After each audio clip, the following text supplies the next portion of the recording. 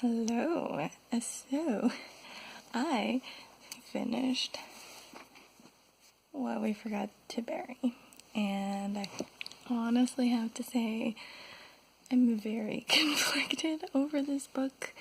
I think my biggest thoughts on it are still that it would have been a more interesting execution to me if kind of like it talks about on the back of the book and what it sounded like to me from the back of the book if this had taken place over a single day. I have some issues with how some of the plot played out, and I feel like a lot of things still don't add up. And if it had been just over the course of a single night, I think a lot of that would have been fixed.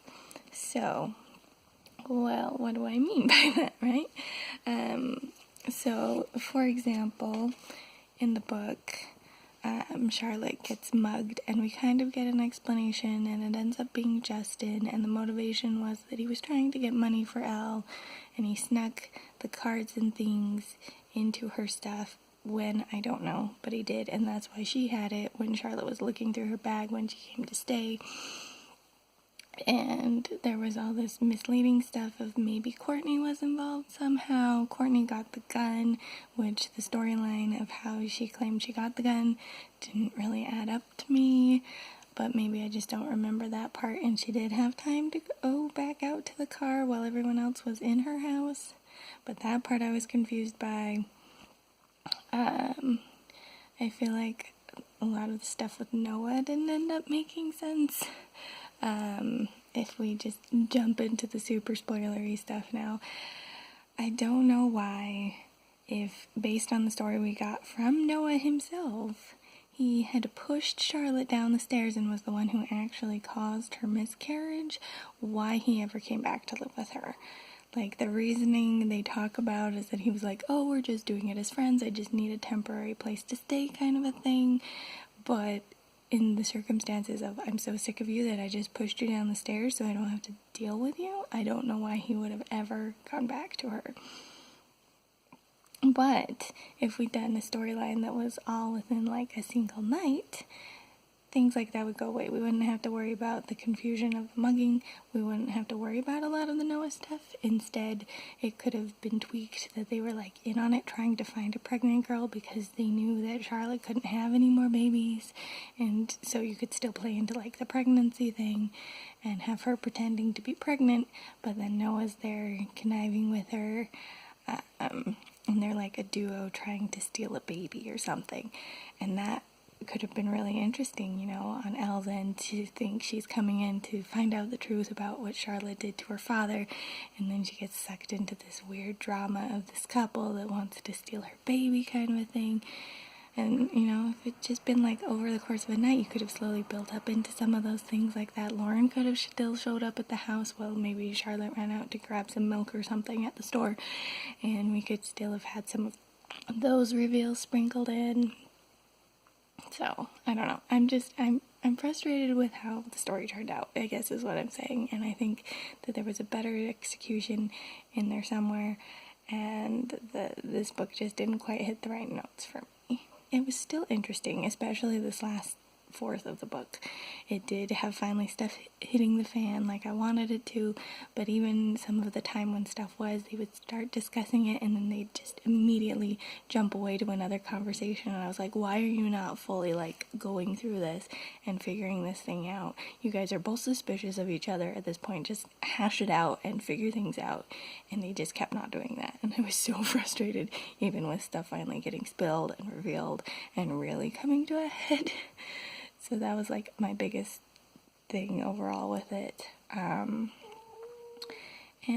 I was so confused. I felt like Charlotte hadn't really been portrayed as enough of a liar earlier in the book, and then all of a sudden in this last section she's lying all over the place about absolutely everything. We had gotten a little bit of hints, like when she talked about the principal being like, oh, we're not contesting, her getting sent away from the school and things. And there were a couple times where she talked about Elle having like planned on getting an abortion and stuff, and I was like, where is she getting this? And so when like some of that reveal came out, I was like, oh, I kind of get it now, but I still don't see, like, her motivation being, oh, Elle's pregnant, let's, steal that baby, being, like, consistent throughout the whole thing. Her earlier interest when she didn't know Elle was pregnant, I don't get the motivation there. And a lot of the way it was written, it did sound like she thought she was pregnant, and Charlotte thought she was pregnant, and that makes her an unreliable narrator, and I get really frustrated with those stories because of incidents like this, where it's like, here's the unreliable section, but then here's the truth section. So we were just outright lying about her feeling like morning sickness and stuff, and it was very frustrating to me. There are other ways that you could imply that she's not really pregnant, I feel like, and still have let her pretend to be pregnant. And yeah, so I think that also plays into my feelings that I talked about in one of my earlier videos, that if it wasn't switching the perspectives, it would probably be more streamlined and interesting to me too. Like if you did it over a single night, it was only Elle's perspective. She thinks she's coming in to discover the truth about what happened with her father and with Charlotte, and then all this crazy stuff with Charlotte starts coming into it slowly over the course of the night. All these weird things start not adding up. Noah ends up showing up, and then she finds out that they want to steal her baby, kind of a thing. If we'd build up the story that way, it would have worked better for me, I think. So again, this wasn't like an awful book, but there were enough of the things that didn't add up to me. For example, even looking at like Elle's past too, we've got things like the prologue, which the time frame of that I still don't understand. Her going out and then running into her dad, and then them being at her house, when at that time, based on the story we get later, her and her mom and her dad were separated anyway, so why did they come to her mom's house, from what it seemed like, to pick up her dad? And it almost seemed like her mom would have been dead by then, based on some of the things we got to, and none of the timeline ended up for me from the prologue. So I was very confused by that. And any time that it like gave background and history for Elle, I feel like things didn't add up, like the death, I think, of her mom, when he's like strangling her and she's like 7 months pregnant or something, kind of seemed like it was Elle remembering Charlotte's story in a different context than her getting pushed down the stairs. And so a lot of it just didn't quite mesh well enough for me to understand what was going on in the whole story. And then since everyone seemed like they were lying, I felt like you basically couldn't trust anyone in the story anyways. And if you can't trust anyone, what's the point? Also, the dedication for this book, as I mentioned before, was for women who have gone through miscarriages, and that's a nice sentiment overall. But then in the book, the person who had the miscarriage ends up being a crazy person. What are you saying about people who've had miscarriages? I feel like that was a weird dedication when the plot went the way it did.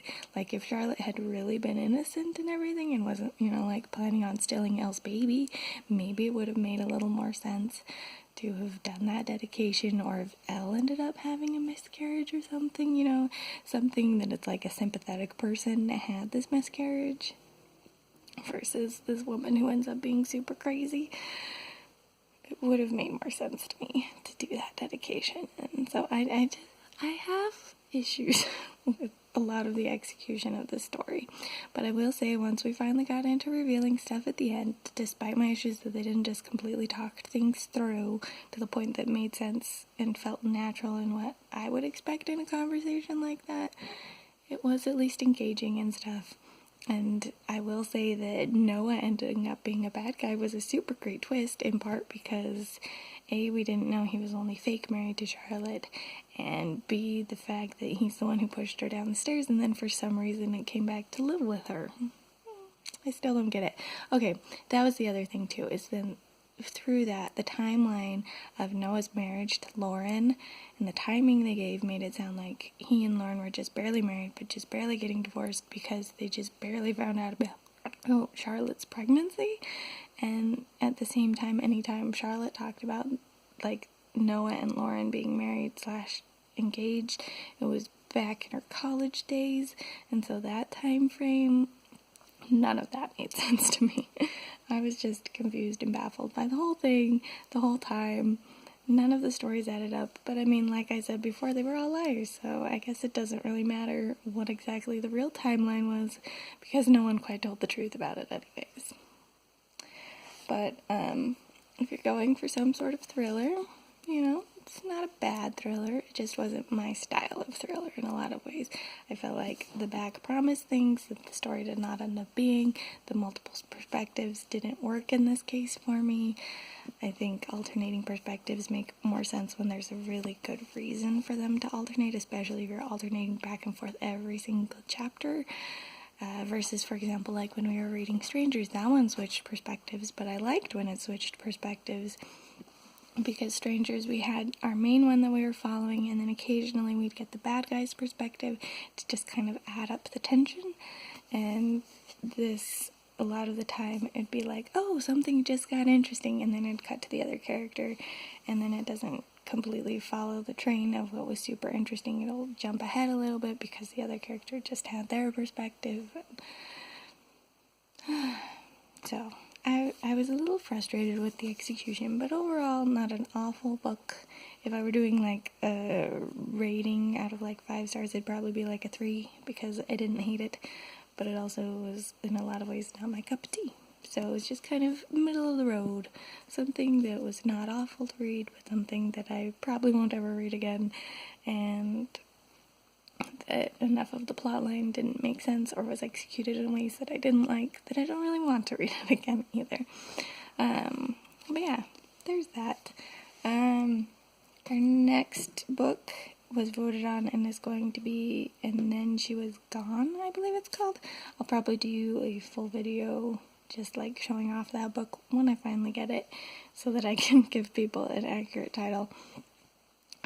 But yeah, and we're not starting that one until July 1st, so everyone for sure has time to get our books, and so that we kind of have a little break between books, and we're not just super jumping into things.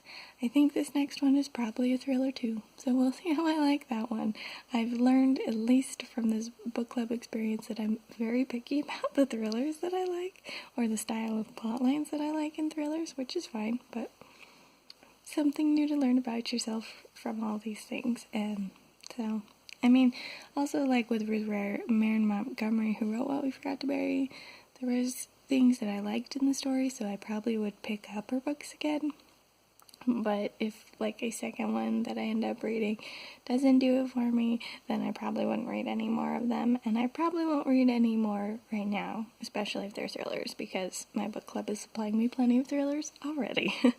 But yeah, that's all I've got for now. I hope everyone has a great day, and if you enjoyed the book or not and have read along with me, feel free to comment your thoughts down below, and I will see you guys in the next video. This is the Umlaut Harper signing out.